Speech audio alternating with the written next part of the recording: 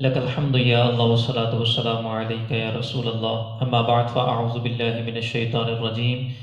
بسم اللہ الرحمن الرحیم۔ ناظرین، آج کا ہمارا درس بخاری کتاب الوضو سے ایک مسئلے کی وضاحت بیان کرنا ہے کہ اس امت کے لیے وضو کرنے کے اندر کیا فضیلت ہے، کیا اہمیت ہے۔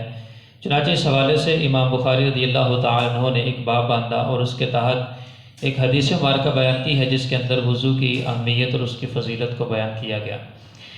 چنانچہ امام بخاری رضی اللہ تعالیٰ عنہ نے ایک باب باندھا ہے، باب فضل الوضوء والغر المحجلون من آثار الوضوء، وضو کی فضیلت اور آثار وضو کے چمکنے کے بارے میں باب۔ اور اس حوالے سے امام بخاری رضی اللہ تعالیٰ عنہ نے ایک حدیث نقل کی ہے، حدیث بھی سماعت کیجئے اور اس کا ترجمہ بھی انشاءاللہ اور اس کے فوائد بھی آپ کے سامنے بیان کرتا ہوں۔ چنانچہ امام بخاری رضی اللہ تعالیٰ عنہ نے ارشاد فرمایا، حدثنا یحییٰ بن بکیر قال حدثنا اللیث عن خالد عن سعید بن ابی ہلال عن نعیم مجمر قال رقیت مع ابی ہریرہ رضی اللہ تعالیٰ عنہ على ظہر المسجد فتوضأ فقال انی سمعت النبی صلی اللہ علیہ وسلم یقول ان امتی یدعون یوم القیامت غرا محجلین من آثار الوضوء فمن استطاع منکم ان یطیل غرتہ فلیفعل۔ امام بخاری رضی اللہ تعالی عنہ فرماتے ہیں کہ ہمیں حدیث بیان کی یحییٰ بن بکیر نے، وہ کہتے ہیں ہمیں حدیث بیان کی لیث نے، وہ حضرت خالد سے روایت کرتے ہیں، وہ سعید بن ابی ہلال سے، وہ نعیم المجمر سے، یہ فرماتے ہیں کہ میں حضرت ابو ہریرہ رضی اللہ تعالی عنہ کے ساتھ مسجد کی چھت کے اوپر چڑھا، سو حضرت ابو ہریرہ رضی اللہ تعالیٰ عنہ نے وضو فرمایا۔ اب مسجد کی چھت کے اوپر حضرت ابو ہریرہ رضی اللہ تعالیٰ عنہ نے وضو فرمایا، یہ جو جملہ ہے یہ مؤول جملہ ہے، کیونکہ مسجد کے چھت کے بھی وہی آداب ہیں جو مسجد کے آداب ہیں۔ جس طرح مسجد کو آلودہ کرنے کی اجازت نہیں ہے، اسی طرح مسجد کے چھت کو بھی آلودہ کرنے کی اجازت نہیں ہے۔ چنانچہ نزہۃ القاری کے اندر اس جملے کے تحت ارشاد فرمایا کہ یہاں مسجد سے مراد مسجد نبوی ہے، اور اس حدیث پر دو اشکال ہیں، ایک یہ کہ مسجد کی چھت پر بلا ضرورت چڑھنا منع ہے، اور ضرورت سے مراد شرعی ضرورت ہے، مثلا نیچے جگہ نہ ہو یا مرمت کی ضرورت ہو، نیز مسجد کی چھت بھی مسجد ہی کے حکم میں ہے، اور مسجد میں اس طرح وضو کرنا کہ پانی مسجد میں گرے یہ جائز نہیں ہے، اس لیے متعدد احادیث مسجد کو پاک صاف رکھنے کا حکم ہے۔ پھر حضرت ابو ہریرہ رضی اللہ تعالیٰ عنہ مسجد پر کیوں چڑھے، وہاں وضو کیوں کیا؟ فرمایا اس کی توجہ یہ ہے کہ ہو سکتا ہے نیچے بھیڑ کی وجہ سے وضو کی گنجائش نہ رہی ہو، یا نیچے وضو کی کوئی جگہ نہ ہو، اس لیے چھت پر چڑھے اور وضو اس طرح کیا کہ مسجد سے باہر پانی گرایا، مثلا دیوار کے کنارے بیٹھ کر وضو کیا اور پانی نیچے گرایا، یا کوئی برتن رہا ہو جس پر غسالہ گرتا ہو۔ لہٰذا حضرت ابو ہریرہ رضی اللہ تعالیٰ عنہ کا یہ جو مبارک عمل ہے کہ آپ نے مسجد کی چھت کے اوپر وضو کیا ہے، یہ اپنے ظاہری معنی کے اوپر نہیں ہے۔ مسجد کے جس طرح اندر قطرے گرانے کی اجازت نہیں ہے اور پانی گرانے کی اجازت نہیں ہے، وضو کرنے کی اجازت نہیں ہے کیونکہ یہ آلودہ کرتی ہے مسجد کو، تو مسجد کو پاک صاف رکھنے کا حکم ہے، خوشبودار رکھنے کا حکم ہے، اور یہ چیز بالکل مسجد کے برخلاف ہے۔ اس لیے اس میں یہی تعویل کی جائے گی کہ کسی مجبوری یا ضرورت کی بنا پر ابو ہریرہ نے اس طور پر مسجد کی چھت پہ وضو کیا تھا کہ مسجد کا جو احترام تھا وہ باقی رہا تھا۔ بہرحال مزید فرمایا کہ حضرت ابو ہریرہ رضی اللہ تعالیٰ عنہ نے پھر حدیث بیان کی، فرماتے ہیں میں نے نبی کریم صلی اللہ علیہ وسلم کو فرماتے ہوئے سنا ہے کہ بے شک میری امت کو وضو کے آثار کی وجہ سے قیامت کے دن غر محجلین، یعنی کہ جن کے چہرے اور ہاتھ پیر روشن ہوں گے، یہ کہہ کر پکارا جائے گا، پس تم میں سے جو شخص اپنی سفیدی کو طول دینا چاہے تو سو وہ ایسا کرے۔ حضرت امام بخاری رضی اللہ تعالیٰ عنہ نے جس حدیث کو نقل کیا ہے، اس حدیث سے ہمیں بہت ساری چیزیں جو ہے وہ واضح طور پہ ثابت ہوتی ہیں۔ ایک چیز تو یہ ثابت ہوتی ہے کہ حضور صلی اللہ علیہ وسلم نے حدیث شریف میں فرمایا کہ بلا شک میری امت کو بروز قیامت پکارا جائے گا۔ اس امت سے مراد امت کی دو صورتیں ہیں، دو قسمیں ہیں، ایک امت دعوت ہے، ایک امت اجابت ہے۔ مسلمان نہیں ہیں، ان تک رسول اللہ صلی اللہ علیہ وسلم کے دین کی دعوت پہنچی لیکن انہوں نے قبول نہیں کی، وہ امت دعوت میں شامل ہیں، اور جن لوگوں نے اسلام کو قبول کر لیا، حضور کا کلمہ پڑھ لیا، وہ امت اجابت میں داخل ہو گئے اور احکامات کے مکلف ہو گئے۔ یہ جو فضیلت حضور نے بیان فرمائی ہے، اس سے مراد امت اجابت ہے، یعنی جنہوں نے حضور کے فرمان پر آمین ملبئی کہا لہٰذا انہوں نے سرکار کی اتباع کے اندر وضو کیا، شرعی احکامات کے مطابق عمل کیا، تو فرمایا میری یہ جو امت ہے، امت اجابت، ان کے بروز قیامت جو آثار وضو ہوں گے وہ روشن ہوں گے، چمک رہے ہوں گے۔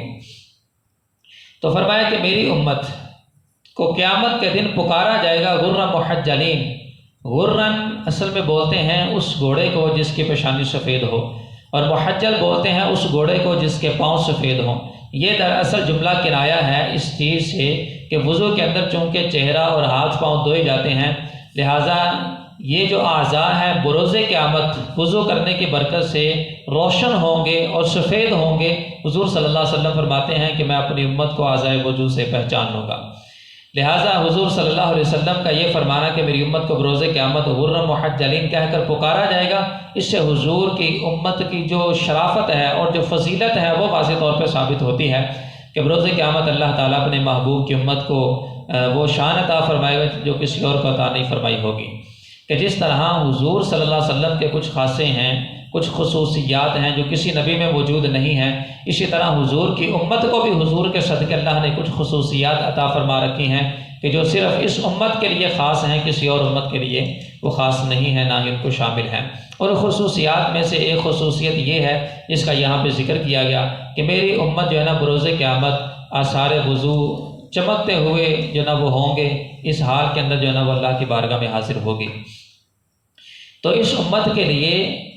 جو وضو کا معاملہ ہے، وضو اس امت کی تخصیص نہیں ہے۔ وضو پہلی امتوں کے اندر بھی موجود رہا، اگرچہ اس میں طریقہ مختلف ہو سکتا ہے، لیکن آثار وضو کا جو چمکنا ہے، اس کی روشنی کا بڑھنا، اس کے نور کا بڑھنا، یہ صرف اس امت کا خاصہ ہے۔ بقیہ کسی امت کے بھی جو آثار وضو ہوں گے وہ چمک نہیں رہے ہوں گے۔ اور پھر اس حدیث مبارکہ سے ہمیں یہ بھی جو نا وہ چیز معلوم ہوتی ہے کہ حضور صلی اللہ علیہ وسلم نے یہ فرمایا کہ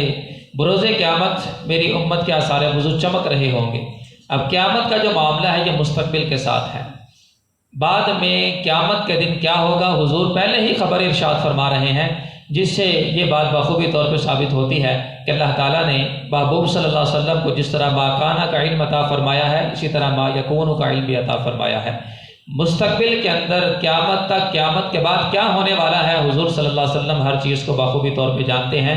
اور اس چیز سے باخبر ہیں کہ اپنی امت کی پہچان کی نشانی کیا ہے اور بقیہ امتوں سے ممتاز ہونے کی علامت کیا ہے۔ اس لیے رسول اللہ صلی اللہ علیہ وسلم نے فرمایا کہ میری امت کے جو آثار وضو ہوں گے وہ روشن ہوں گے، چمک رہے ہوں گے۔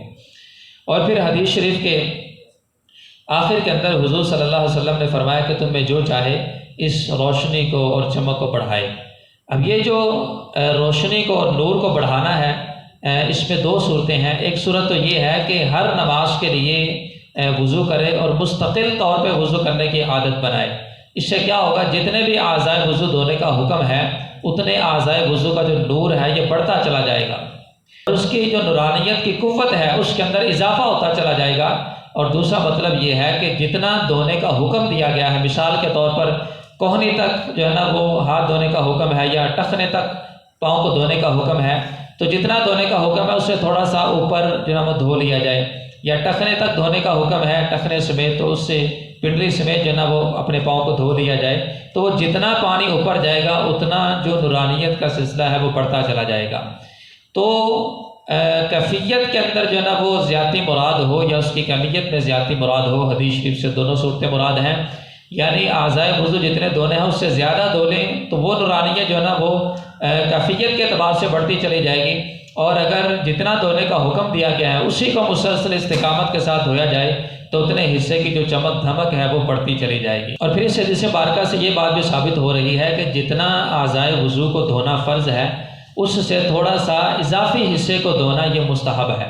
ظاہر سی بات ہے جب اس اضافی حصے کو دھوئیں گے تو جو نور ہے وہ بڑھتا چلا جائے گا، جو سفیدی ہے وہ بڑھتی چلی جائے گی۔ لہٰذا اس حدیث مبارکہ سے یہ بات ثابت ہو رہی ہے کہ جتنا حصہ دھونا فرض ہے وہ تو دھونا ہی ہے، اس سے تھوڑا سا اضافی دھو لیا جائے تو یہ امر مستحب کے تحت داخل ہے، جس کو کرنے کے اندر بہتری ہے، فضیلت ہے، نہ کرے تو کوئی گناہ نہیں ہے۔ خلاصتاً یہ کہ حضور صلی اللہ علیہ وسلم کی امت کا وہ خاصہ بیان کیا گیا جو کسی اور امت کے اندر موجود نہیں ہے، اور پھر اس کے اندر حضور صلی اللہ علیہ وسلم کے غیب کے اوپر بہت بڑی دلیل ہے کہ اللہ نے اپنے محبوب صلی اللہ علیہ وسلم کو ما یکون و مستقبل کا جو علم غیب ہے وہ عطا فرمایا ہوا ہے۔ اور پھر یہ ہے کہ وضو کی فضیلت اور اس کی اہمیت اور اس کے اوپر جو استقامت اختیار کرنے کے حوالے سے جو ترغیب ہے وہ اس حدیث پاک کے اندر موجود ہے۔ اللہ رب العزت ہمیں جو کچھ سنا ہے اس کو یاد رکھنے عمل کرنے کی توفیق دے۔ آمین بجاہ النبی الامین صلی اللہ علیہ وسلم۔